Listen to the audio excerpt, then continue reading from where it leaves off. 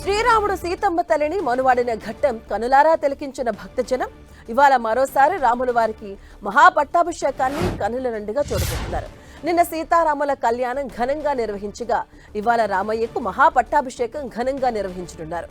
మహాపట్టాభిషేక మహోత్సవానికి తెలంగాణ రాష్ట్ర గవర్నర్ శివప్రతాప్ శుక్లా పాల్గొని స్వామివారికి పట్టు వస్త్రాలు సమర్పించబోతున్నారు.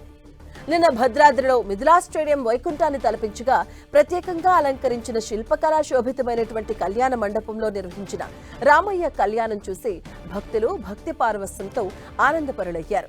తమ ఆరాధ్య దైవమన్న శ్రీరాముడు సీతమ్మ తల్లిని పెండ్లి కుమారుడు పెండ్లి కుమార్తెగా చూసి తరించారు. స్వామివారి కళ్యాణం తిలకించడానికి ఉభయ తెలుగు రాష్ట్రాల నుంచే కాకుండా పొరుగు రాష్ట్రాల నుంచి వేలాది మందిగా భక్తులు భద్రాద్రి తరలి వచ్చారు.